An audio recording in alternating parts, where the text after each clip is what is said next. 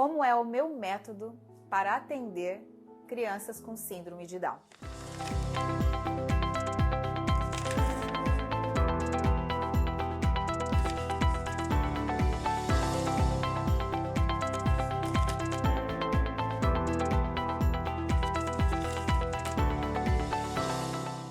Nesses 31 anos, eu venho fazendo, juntamente com as evidências científicas, todas as provas terapêuticas que mais funcionam como resultado efetivo na normatização miofuncional, orofacial e faríngea das crianças com síndrome de Down. Primeiro ponto que eu acho importantíssimo nós, como fonoaudiólogos, avaliarmos é no período neonatal. Desde a nota do Apgar, quando ele nasce, saber qual foi a pontuação, quais foram as condições respiratórias, as condições clínicas, principalmente se tem cardiopatia ou não associada, saber as questões neurológicas, confirmação por cariótipo da própria síndrome, saber inclusive se não tem outras síndromes associadas à síndrome de Down e descartarmos então todas as possibilidades fisiológicas, anatômicas.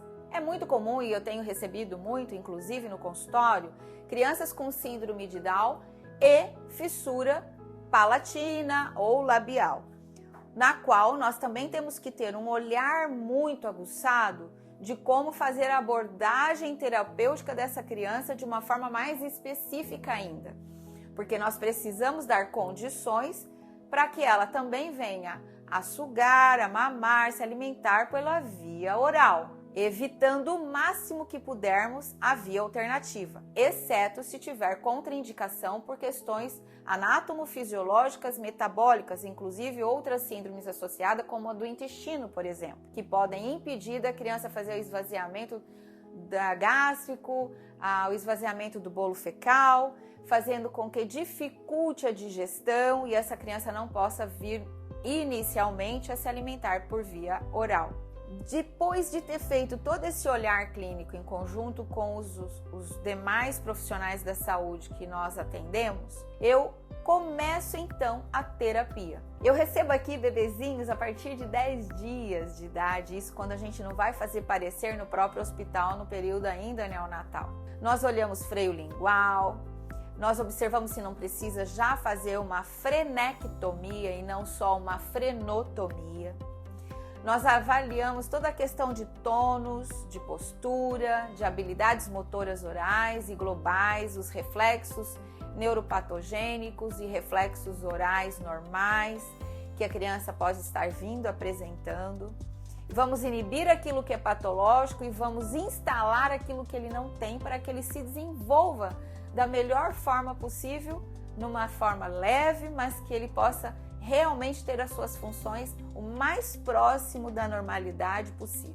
Depois de introduzida via oral e juntamente trabalhar toda essa motricidade oral que a criança precisa adquirir para que se tenha um bom desenvolvimento, inclusive da introdução alimentar e futuramente da fala, nós verificamos as condições anatômicas para ver se esse palato não é muito ogivado, isso quando não tem fissura, se esse lábio fica muito interaberto, né? Fica muito respirador oral, se ele não tem uma atresia nasal da rinofaringe muito significante, no qual nós precisamos da ajuda do otorrino através de nasofibroscopia para verificar em que grau está isso e o que ele pode contribuir para a criança respirar um pouquinho melhor, facilitando assim o trabalho da fonoaudióloga para que realmente consiga fazer o vedamento labial adequado, sem esforço respiratório. Gosto de fazer o deglutisson Doppler desde os RNs para ver se realmente as funções deglutitórias estão adequadas de acordo com a necessidade para aquela idade esperada.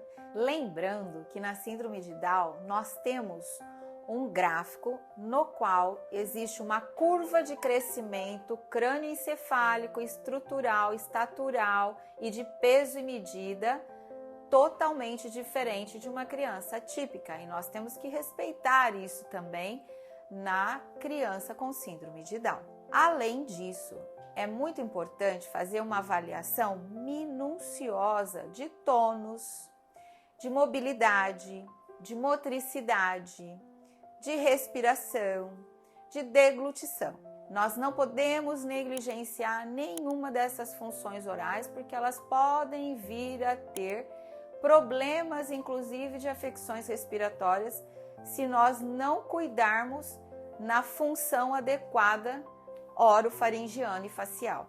Gosto muito, na terapia de Down, trabalhar a linguagem desde sempre. Embora o nosso carro-chefe seja a motricidade oral, porque você preparando bem as funções orais, a musculatura, a questão funcional, anátomo-funcional, você vai ter melhores preditivos para desenvolver a fala. Entretanto, o falar, o conversar, o brincar, o musicalizar para essa criança se faz muito importante. Eu sempre peço um acompanhamento rigoroso da audição. Muitos deles eu não fico apenas com as emissões otoacústicas, que é o famoso teste da orelhinha.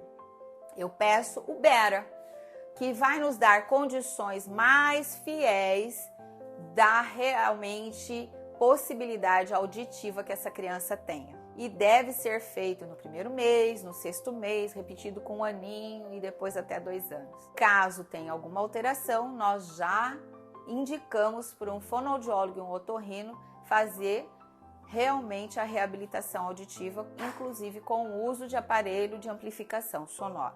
Além disso, existe a questão da língua. A macroglossia em algumas crianças com Down me chama muita atenção. E nós sabemos que, há uns anos atrás, Castilho de Moraes, com muita propriedade, criou a placa palatina de memória, que ajuda muito para nós fonoaudiólogos a reposicionar essa língua no palato e facilitar, inclusive, a condição proprioceptiva dessa criança intraoral para que ela posicione a linguinha e feche os lábios. Quem faz isso? A odontopediatria, que contribui muito na terapia. E vocês sabiam que a partir de 2 meses nós já podemos indicar uma PPM para que o odontopediatra tire os moldes e faça todo o processo de adaptação? Inclusive no consultório eu tive assim crianças com resultados sensacionais que melhoraram muito, tanto a parte respiratória quanto a postura dos orbiculares do lábio. Isso facilita inclusive para futuramente ele comer bem e falar bem. Nós temos que ir usando todos os recursos que nós temos para fornecer a esse paciente melhores condições proprioceptivas, neurosensoriais, neuropsicomotoras, para que ele se desenvolva da melhor forma. E o principal, acreditar no processo individualizado daquela criança. Esse é o principal para mim. Essa é a dica de ouro para mim. Não me interessa se eu tenho 1000 Downs, e olha que eu já devo ter atendido mais de 3.000 Downs. Para mim, cada um é único, mas todos eu coloco todos os recursos, ofereço todos os recursos e vejo qual a resposta terapêutica que ele vai ter melhor para cada técnica, para cada instrumento, e isso faz toda a diferença no seu resultado e no prognóstico, para aquilo que nós queremos alcançar. O que a gente quer como fonoaudiólogo alcançar numa criança com síndrome, seja ela qual for, mas especificamente hoje falando da síndrome de Down. Nós queremos que ele adquira as funções orais, cognitivas, de linguagem, auditivas, de deglutir bem, de comer e se alimentar adequadamente e, posteriormente, falar e escrever, para que ele possa sim ser e ter a inclusão da melhor forma possível desde o período pré-escolar, escolar e profissional, para que ele tenha uma qualidade de vida, inclusive social, dentro da comunidade a qual ele vive. Esse é o nosso grande objetivo. Esse é o nosso potinho de ouro. E trabalhar com o Down, com toda aquela delícia que é, né, que é um amor incondicional, nós temos que lembrar que o tônus, ele perde memória. Ele é difícil concatenar e manter aquela normotonia que é para que ele venha futuramente falar, devido à questão genética, porque isso a gente não muda, é uma questão cromossômica. Porém, a gente pode sim dar condições epigenéticas, neurosensoriais, através de estímulos neuronais, para que ele se desenvolva da melhor maneira possível. Inclusive, para você que queira aprofundar ainda mais nesse assunto, eu e a doutora Bianca Paludo temos um curso que está aqui na descrição desse vídeo. É só você clicar e você vai ter acesso a um dos melhores e mais completos cursos sobre síndrome de Down, de neonatal até a fase adulta, e com todas as dicas que nós podemos ter para melhor dar condições de vida para essa criança se desenvolver.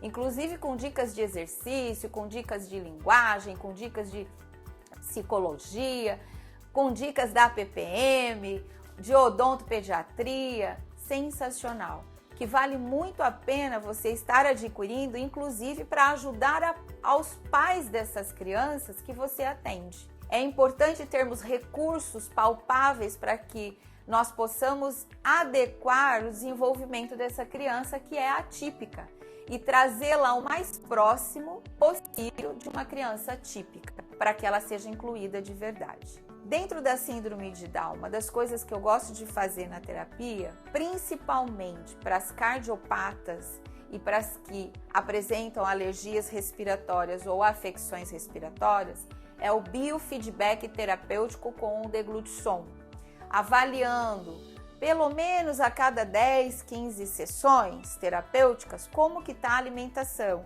como que está a deglutição, como que está o ganho de peso. Inclusive eu uso balança para fazer esse controle, porque tem alguns casos que por conta da cardiopatia vão ter dificuldade do ganho de peso e outros casos vão ter uma facilidade de sobrepeso, o que também não é nada bom para a síndrome de Down devido à questão do tônus. Muita obesidade, mais gordura, menos massa muscular, e aí fica difícil fibras musculares te dar respostas terapêuticas funcionais adequadas. Então é um olhar bem holístico para essa criança e, claro, sem generalizar. Eu posso ter 100 Downs, mas cada um é único. E isso é muito importante para que a gente possa tratar com um olhar específico para aquela criança. Se você gostou desse vídeo, compartilhe. Passe para pais, familiares que tenham crianças atípicas, para profissionais que queiram aprofundar. Conforme eu já falei, vale a pena dar uma clicada no vídeo na descrição. Um beijo no seu coração.